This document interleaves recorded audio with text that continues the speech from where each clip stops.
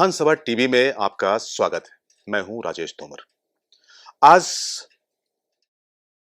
जिस शख्सियत से आपकी मुलाकात कराएंगे, उस शख्सियत की पहले थोड़ी आपको हम भूमिका बता दें। राजनीति या राजनीति को समझने वाले लोगों के लिए राजनीति वाकई में क्या होता है, ये आदमी उसका सबसे बड़ा उदाहरण है, सबसे बड़ा एग्जाम्पल है। इन्होंने तकरीबन 5 बार चुनाव लड़े। छोटी शुरुआत की, लेकिन जैसे जैसे समय बीतता गया, इन्होंने जो आम लोगों साथ में जो इनके अपने कनेक्ट थे, जो जुड़ाव था, वो सामने देखने लगा।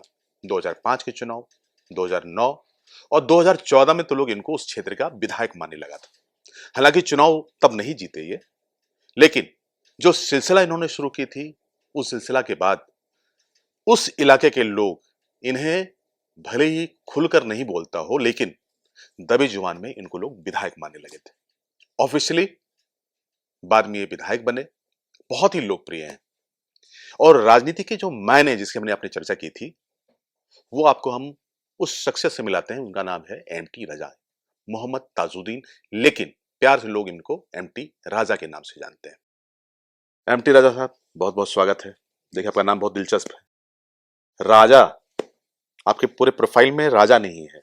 ये राजा नाम आपको कौन दिया, कैसे दिया, ये जरा बताइए पहले।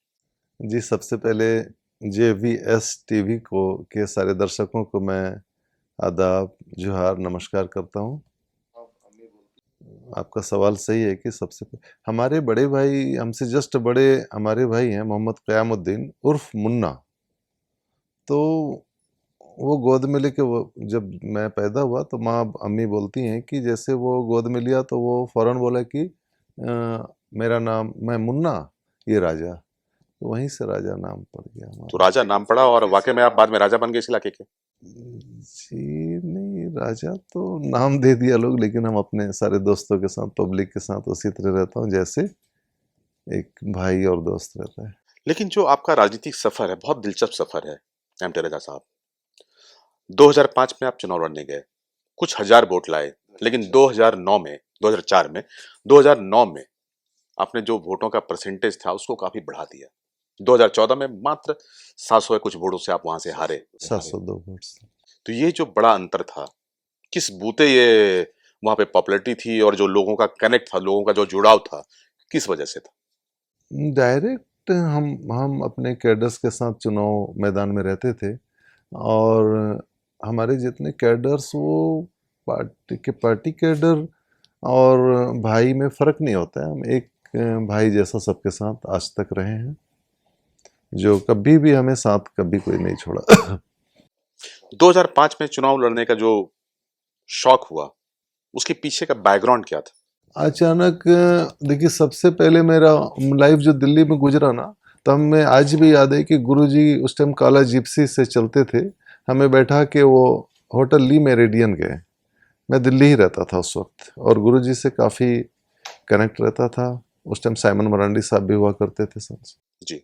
गुरुजी हमें ली मेरिडियन गए और वहाँ ले जाके चाय पिलाए और बोले कि तुम मेरा ख्वाहिश है कि तुम एरिया जाओ, और एरिया में तुमको MLA बनना ही पड़ेगा, क्योंकि अपना एरिया को सजाने के लिए तुमको जनप्रतिनिधि बनना पड़ेगा। तो एक शौक गुरुजी ही डाले थे हम। शौक डालते थे तो गुरुजी की भी कुछ मंशा होगी, क्योंकि वो जो सीट है वो बीजेपी डोमिनेंस वाला सीट है, भारतीय जनता पार्टी का एक बड़ा होल्ड माना जाता है राजमहल का। गुरुजी के साथ ना काफ़ी लंबा जीवन बीता है हम लोगों का, हमारा खास करके। गुरुजी राजमहल भी आते थे उस जमाने में, जो JMM को प्योर आदिवासी पार्टी माना जाता था, लेकिन उस टाइम गुरुजी घर भी आते थे। यहाँ तक के मैंने मेरे घर पे आते भी रहे हैं गुरुजी, और रहते भी थे, और वहाँ से बहुत ज़्यादा प्रयास करते थे, क्योंकि झारखंड में एकलौता विधानसभा है जो गंगा नदी के तट पे ही आता है। और गंगा नदी के तट पे उस टाइम हम लोगों का, या माने JMM का ये हालात नहीं था कि काफ़ी हाई फाई में चले।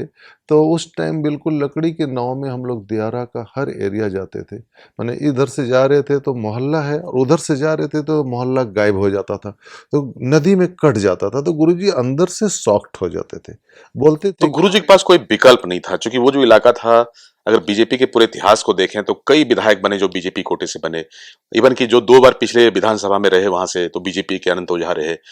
झारखंड मुक्ति मोर्चा का खाता आपने खुलवाया, जी ऐसा ही। तो इसमें कोई शंका है या आप इतना कूल टाइप से क्यों बात करते हैं राजा साहब? मैं by birth cool he type से तो बात ही करता हूँ। देखिए, एमटी राजा कूल है, लेकिन जो इनकी राजनीति है वो बहुत ही अग्रेसिव राजनीति है। 2009, 2014, 19 और 24 में तो ये चुनाव जीत कर पहुंचे। आप जो 3 चुनाव लड़े राजा साहब वहां पे, 2009 में भी आपके जो वोटों का जो प्रतिशत था काफी बेहतर था। 2014 में तो कुछ कहना ही नहीं था, आप चुनाव जीते जीते हार गए। 2019 में आप चुनाव हारे, क्योंकि आप एक अलग पार्टी से चुनाव लड़े। आपने झारखंड मुक्ति मोर्चा छोड़ा, आंसू को पकड़ा। वो क्या कुछ अंदर में नाराजगी हो गई थी? नहीं, पता नहीं क्यों अचानक हमें बोला गया था कि जेएमएम से ही लड़ना है, तो हम तैयारी में थे। तो अचानक जब मेरे ही एक मैंने राजमहल के ही हैं, उनको टिकट दे दिया गया, तो मेरे पास कोई ऑप्शन नहीं बचा। तो मैं उस वक्त, हमें एक बैनर चाहिए था, 15 दिन का टाइम मिला। मैं नहीं लड़ा, मैं तुरंत इमरजेंसी कैडर को वीडियो कॉलिंग में लिया, मतलब बताओ क्या करना है रांची में। तो बोला कि चुनाव तो लड़ना ही पड़ेगा। मतलब कि एमटी राजा चुनाव की तैयारी कर रहे थे, एन वक्त पे झारखंड मुक्ति मोर्चा का टिकट किसी और को चला गया। इन्होंने जनता को नहीं छोड़ा, इन्होंने कार्यकर्ता को नहीं छोड़ा, रायशुमारी की और उसके बाद इन्होंने आसू के साथ मिलकर चुनाव लड़ा। हालांकि आसू तब बीजेपी के गठबंधन में किसी वजह से अलग हो गया और कहीं ना कहीं इसका नुकसान भी इनको उठाना पड़ा, तो वो चुनाव ये हार गए। लेकिन अगर चुनाव के प्रतिशत को देखें, मतदान के प्रतिशत को देखें, तो आपको लगेगा कि एमटी राजा का उस इलाके में एक बड़ा होल्ड है और जो वोटों का प्रतिशत था वो काफी बेहतर था। आप दूसरे नंबर पे रहे। दूसरे तो नंबर। एमटी राजा के लिए पार्टी को ये बहुत अहमियत नहीं रखता है। नहीं, देखिए, गुरुजी के साथ और जेएमएम से मेरा सब दिन काफ़ी गहरा ताल्लुक रहा है। और मैं चुनाव लड़ने के बाद, मैंने 2019 में चुनाव लड़ने के बाद मेरे जहन में आया कि मैंने जिस पार्टी से चुनाव लड़ा हूँ उसका मैं एक भी कोई मीटिंग नहीं किया, क्योंकि मेरे जहन में रहता था कि मैंने जेएमएम ही मेरा अपना। मतलब हर हाल में आपको चुनाव जीतना था, जेएमएम तो था ही आपके साथ में। नहीं नहीं नहीं, बीच में नहीं, मैं बीच में ऐसा हो गया ना कि अगर हमें लोग नहीं समझ रहे हैं तो हम बिल्कुल साइड होके हम नॉर्थ ईस्ट शिफ्ट कर गए अपने माननीयों के लिए, या अपने गुरुजी या किसी के लिए या पार्टी के लिए। मैं एक वर्ड कभी मेरे ज़ुबान से नेगेटिव तो निकला ही नहीं। और मैं नॉर्थ ईस्ट शिफ्ट कर गया, तो नॉर्थ ईस्ट शिफ्ट कर गया तो फिर सोचते हैं कि अच्छा ही हुआ, वहाँ बहुत अच्छे फ्रेंड्स लोग मिले हमारे, जो सब इंटरनेशनल फिगर हैं, बहुत सारे लोग मिले। फिर उससे भी मैं डिस्कस करता था कि मैंने भले उधर रहता था लेकिन मेरा दिल दिमाग यही रहता था कि राजमहल कैसे तरक्की। बिल्कुल 2019 में अगर आप झारखंड मुक्ति मोर्चा से चुनाव लड़ते तो संभवतः वो चुनाव आप जीत लेते। जी आराम से, वो स्टूडेंट तो हूँ कि अपने कलम पे यकीन है। 2024 में अपने इतिहास बनाया, इतना ज़्यादा वोट तो कभी नहीं आया है। लेकिन झारखंड मुक्ति मोर्चा का उन्होंने वहां पर एक तरह से शुरुआत करा दी। जो सीट था वो पहली बार झारखंड मुक्ति मोर्चा के कोटे में गया। इतने ज़्यादा वोट से कभी कोई नहीं जीता। लेकिन सबसे जो खास था वो कि गंगा नदी का किनारा, बीजेपी बाहुल्य वाले इलाके, मुसलमानों की अच्छी तादाद, बावजूद इसके वहां पर अगर आप राजनीति तालमेल देखें और चुनाव पर डोमिनेंस देखें और चुनाव के जीत के अगर पूरे पुराने अगर आप गणित को देखें तो भाजपा वहां पर बढ़त बना के थी। लेकिन इन्होंने वहां पर एक इतिहास रचा और झारखंड मुक्ति मोर्चा, गुरुजी को इन्होंने ये आइडॉल माना है और गुरुजी को एक तरह से गुरु दक्षिणा आपने दिया 2024 जी, में। इस बात की खुशी है कि मैंने गुरुजी हमें एमएलए देख के गुजरे हैं। ये उनके लिए बड़ी बात है, तसल्ली वाली बात है। उनका आशीर्वाद में, हाँ, ये अंदर से तसल्ली है। बचपन से इनको एक शौक था, राजनीतिक पृष्ठभूमि थी, पॉलिटिक्स वाली, राजनीति वाली। सोशल माइंड था मेरा सब दिन। ये नहीं सोचता था कि कल एमएलए भी बनना है, लेकिन 2004 में मेरी ख्वाहिश हो गई थी कि लगता है कि हम एमएलए बन सकते हैं, तो ट्राई शुरू कर दी। लेकिन कुछ तो उसके लिए लोग एवेल्युएट करते हैं, खुद देखते हैं कि भाई हम उस लायक हैं कि नहीं है, क्योंकि नेतागिरी करना, राजनीति करना भी इतना आसान नहीं है। जी, मैं मानता हूँ इस चीज़ को, लेकिन पता नहीं कॉन्फिडेंस था, बताया ना कि कॉन्फिडेंस था कि बनेंगे। लेकिन इतना बार हार के एमएलए बनना ये आसान नहीं था। और एक भी कैडर मेरा हटा नहीं।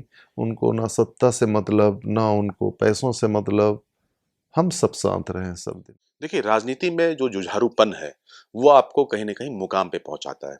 एमटी राजा उसका एक सबसे बड़ा उदाहरण है, सबसे बड़ा एग्ज़ाम्पल है। इन्होंने जो शुरुआत की थी, जो एक ज़िद पकड़ी थी कि इनको चुनाव लड़ना है, ये चुनाव लड़ते गए। हर चुनाव यानी कि 2004 से देखें तो 2004 का इन्होंने चुनाव लड़ा, 2009 के इन्होंने चुनाव लड़े। चुनाव में इनको शिकस्त मिली, 2014 में हारे, लेकिन इन्होंने हिम्मत नहीं हारा। नहीं लगता ही नहीं था कि हमको कि हम माने एमएलए बनना है। हम तो लोगों के बीच में रहते ही थे ना, ऐसा नहीं था कि एकदम नहीं जीते तो सॉफ्ट हो जाते थे।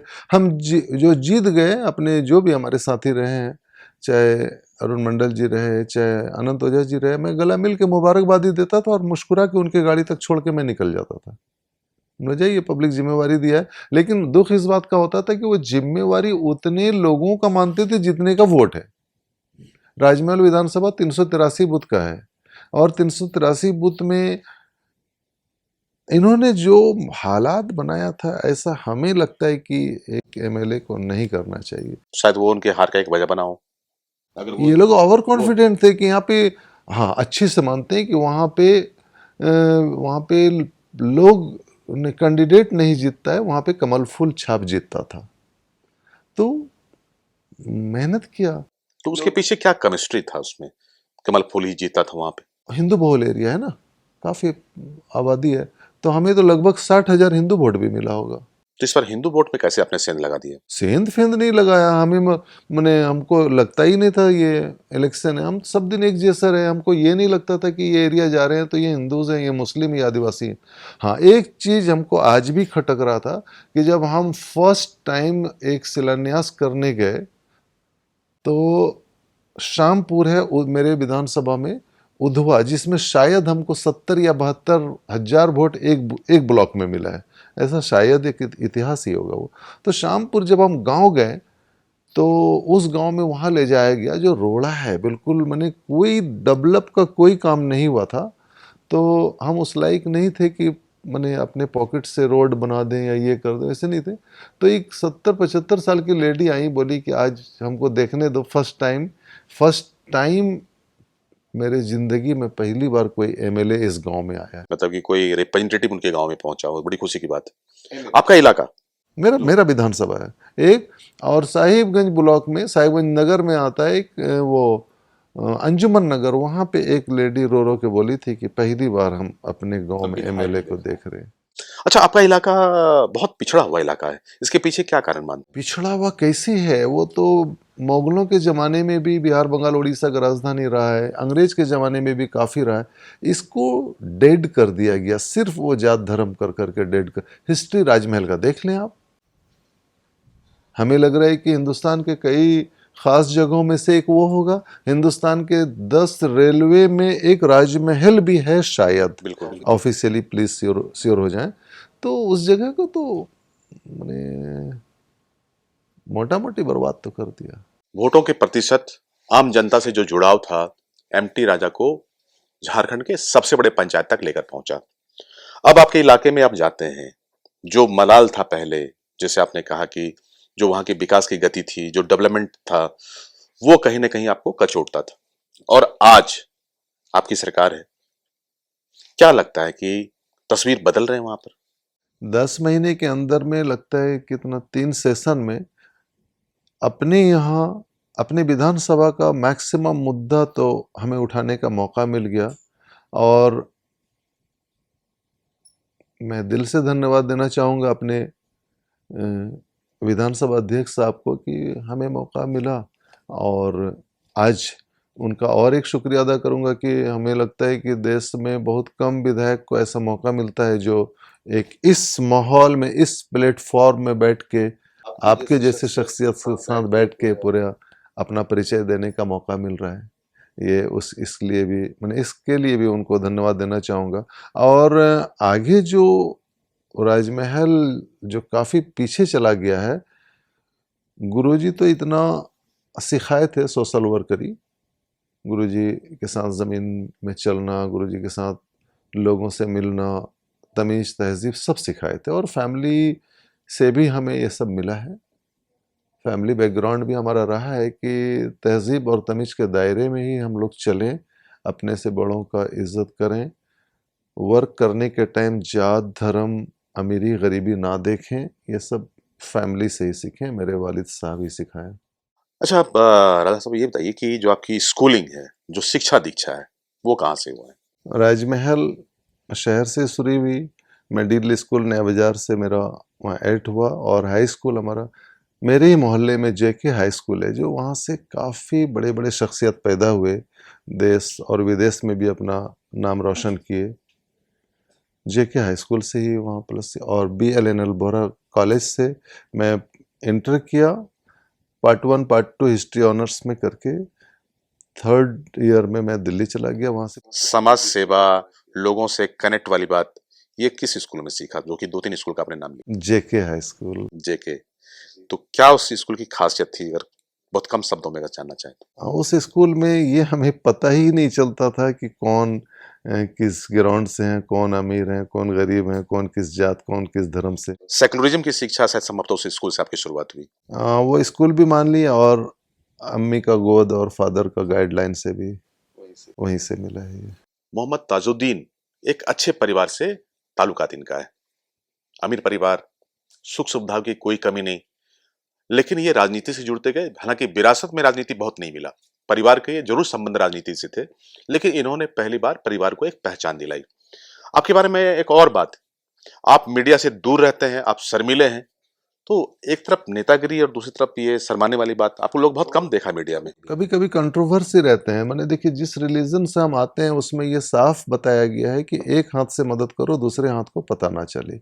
अभी फैशन बन गया है कि एक मामूली सा वो 55 रुपया का ड्रेस भी देंगे तो पहले सामने में फोटो खींचेंगे, ग्रुप में वायरल करेंगे तो देंगे। हमें लगता है, मैं ये सबसे दूर रहता था, और मैं अपना काम करने का मेरा अपना था कि मीडिया से इसलिए भी दूर रहता था कि हमारे काम का, हमारे और जो भाई जो हमारे एगेंस्ट हैं उनको पता ना चले, नहीं तो वहां जाके सेंध मारेंगे ना। अच्छा, इसलिए आप साइलेंट काम करते हैं। ये शायद मीडिया से बहुत दूर रहते हैं। बहुत लोग आपका चेहरा नहीं जानता है, बहुत लोग मोहम्मद तजुद्दीन को नहीं जानते हैं, बहुत लोग जानते हैं भाई एमटी रजा है, वहां पे नाम सुना है, लेकिन चेहरा से बहुत लोग नहीं जानता था आपको।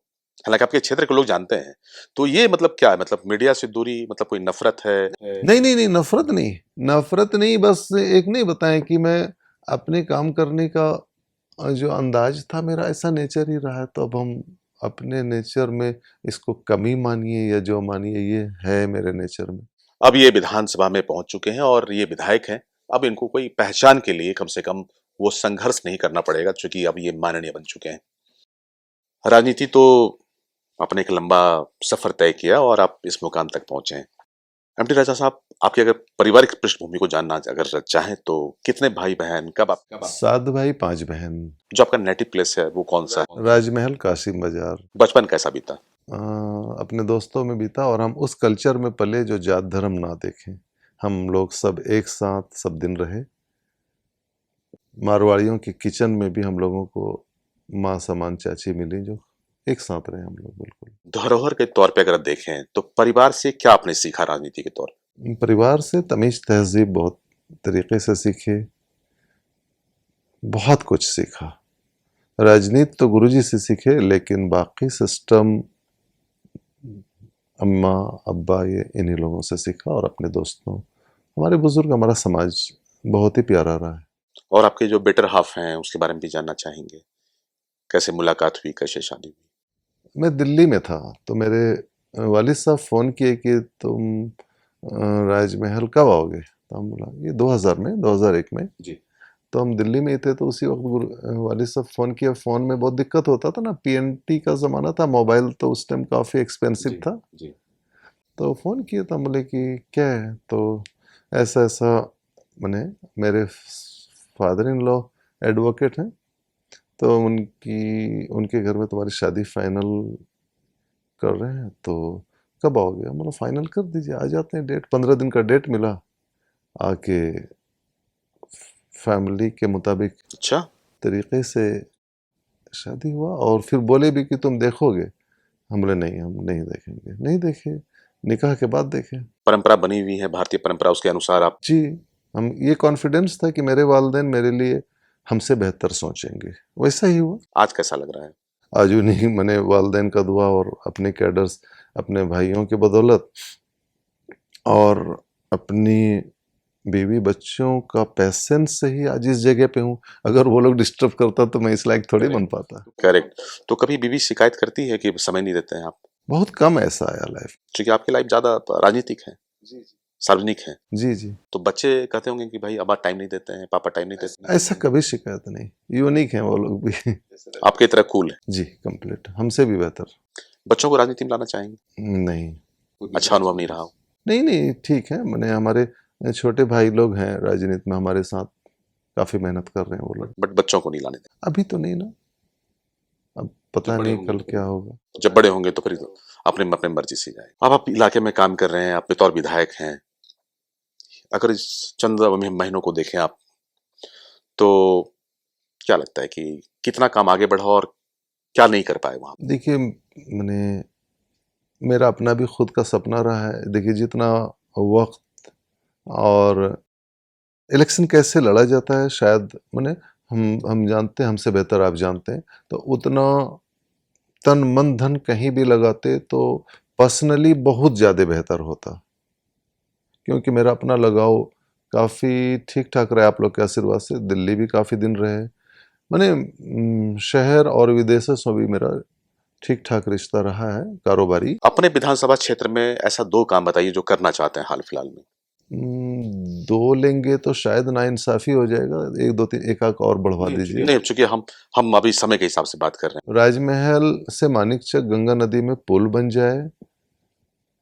बहुत बड़ी आबादी है जो हमारे यहाँ की 70-80% आबादी जो दियारा में रहते हैं, उस जमीन का सर्वे नहीं हो रहा है। जो सर्वे होने से हमारे वहाँ के बच्चों को और शेरशाहबादी का सर्टिफिकेट, चाइम जाति का सर्टिफिकेट इशू होना ओबीसी का और शेरशाहबादी का ओबीसी का। और जैसे साहिबगंज बहुत परेशानी में गुजर रहा है, साहिबगंज शहर जो वो ख़ास महल कहा जा रहा है गवर्नमेंट की तरफ से, लेकिन शायद वो ख़ास महल नहीं है। वो अंग्रेज़ के ज़माने में एक काला कानून लगा है। तो ये सब को अगर कंप्लीट कर लेंगे तो हमें लगा कि एमएलए बनने का मतलब मेरा पूरा हो जाएगा।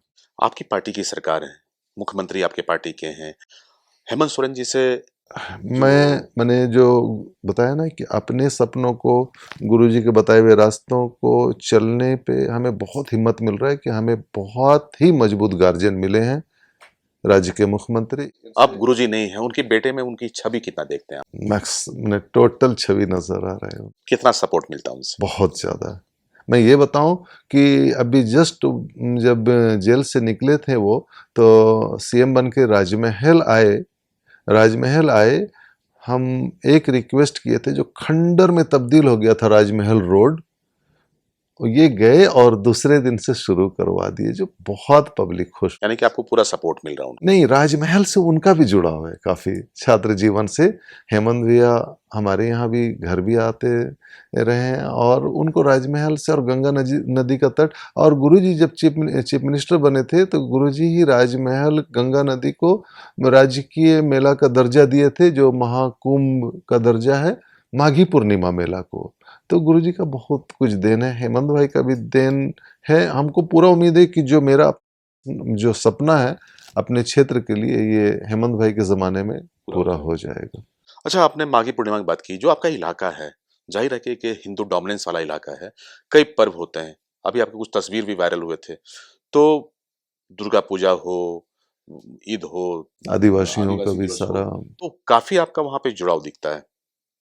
बहुत अच्छा लगता है, सबको लेके चलने में बहुत अच्छा लगता है। हमको लगता है कि शायद बहुत लंबे समय के बाद आदिवासियों का भी, क्रिश्चियंस का भी त्यौहार हो गया, मुस्लिम्स का भी मुहर्रम लास्ट होता है वो भी ख़त्म हो गया है। अभी हमें लगता है कि अभी जो मैंने दशहरा भी हो गया और दीपावली, काली पूजा और छठ भी बहुत धूमधाम से हो जाएगा। पता ही नहीं चल रहा है, बहुत मज़ा आ रहा है वहाँ। वो जो किंतु परंतु होता मतलब इलाके में जो है, जो हिंदू हैं, जो मुस्लिम हैं, एक अच्छा सिंक बन गया, सिंक्रोनाइजेशन हो गया। और भी बेहतर होगा। क्यों? क्योंकि इससे पहले वो बंटवारा वाला राजनीति होता था ना, कि हमें 170 बूथ में ही पॉलिटिक्स करना है, बाकी लोगों को चोट लगता था। मैं 383 बूथ में ही एक साथ लेके सबको चल। आपका इलाका बहुत ही हिस्टोरिकल है, बहुत पुराना नाम है, लेकिन विकास के हिसाब से अगर देखें, जो गति है, अभी मैं कोशिश किया 24, 25, 26, 27 सितंबर में सिल्लीगुड़ी में काफी बड़ा प्रोग्राम हुआ, जिसमें भूटान, नेपाल के भी बहुत वो पॉलिटिशियन माने किंग के बिहाफ में लोग आए। राजमहल का रिप्रेजेंटेटिव मैं वहां कर दिया और झारखंड को वहां इंट्रोड्यूस कर दिया। अपने एरिया का बहुत सारा टूरिस्ट प्लेस वहां पे शो कर दिया। अब टूरिस्ट वहां से आने भी लगे हैं यहाँ। उनके लिए सुविधाएं वहां पर हैं। अब सुविधा भी देने का कोशिश कर रहे हैं। हमें इस गवर्नमेंट से और ख़ास करके हेमंत भाई से बहुत ज़्यादा उम्मीद है। और हमारे भैया ही हैं सुदीप्त सोनू जी, वो उन्हीं के पास मंत्रालय है। हम लोग कांटेक्ट में कि बहुत तेज़ी से हम लोग डेवलप करेंगे गंगा नदी। अंतिम सवाल है, किस तरह से देखना चाहते हैं राजमहल को? क्या है सपना? सिर्फ और सिर्फ पॉजिटिव और डेवलपमेंट। हम ये ज़रूर एहसास दिला देंगे कि जाति धर्म का कोई अहमियत नहीं, सिर्फ डेवलपमेंट ही चलेगा वहाँ। देखिए, राजनीति में और जब विधायक लोग चुनते हैं या जब कोई सांसद चुनते हैं, तो एक ही अपेक्षा होती है कि उस क्षेत्र में विकास की गंगा बहे, वो क्षेत्र सबसे ज्यादा विकासशील क्षेत्र हो। एमटी राजा का प्रयास है कि जो राजमहल है उसकी तस्वीर बदले, चूंकि इलाका बहुत ही पिछड़ा है। हमारी भी ढेर सारी शुभकामनाएं हैं। इस कार्यक्रम में इतना ही। जब हम अगली बार मिलेंगे, एक नए शख्स के साथ मिलेंगे, तब तक ले दीजिए हमें इजाजत। नमस्कार।